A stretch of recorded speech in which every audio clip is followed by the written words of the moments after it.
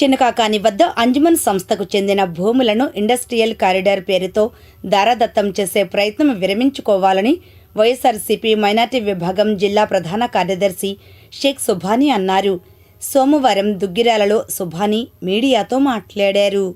చినకాకాని వద్ద అంజుమన్ సంస్థకు చెందిన 71 ఎకరాల 57 సెంట్ల భూమిని ఇండస్ట్రియల్ కారిడార్ పేరుతో దారాదత్తం చేసే ప్రయత్నం విరమించుకోవాలని కోరుతూ మజ్లిస్ ఉలేమా, జమాయతుల్ ఉలేమాల ఆధ్వర్యంలో ముస్లిం సంఘాలు, రాజకీయ పార్టీల నాయకులతో శుక్రవారం నిర్వహించిన భారీ నిరసన సభలో ఎమ్మెల్యే నసీర్ అహ్మద్ గారి తీరు శోచనీయం.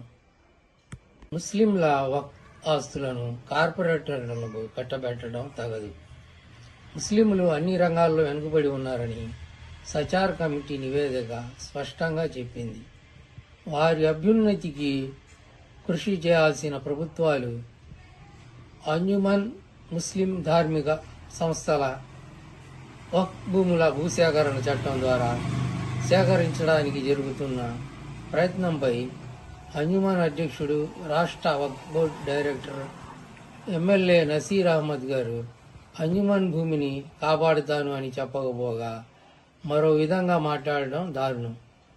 ఆనాడు ప్రతిపక్షంలో ఒక మాట, ఇప్పుడు అధికార పక్షంలో ఉండి ఒకలాగా మాట్లాడడం సమంజసం కాదు. గతంలో అప్పటి ఎమ్మెల్యే మొహమ్మద్ ముస్తఫా గారు ముస్లిం సమాజానికి ఉపయోగపడిద్ది 5 ఎకరాలు హజ్ హౌస్కు కేటాయిద్దామని ప్రతిపాదనలు పెట్టినప్పుడు ఇది మీ తాత ముత్తాతల ఆస్తి ఇచ్చేందుకని వ్యాఖ్యానించి ఇప్పటి ఎమ్మెల్యే నసీర్ అహ్మద్ గారు వ్యతిరేకించారు.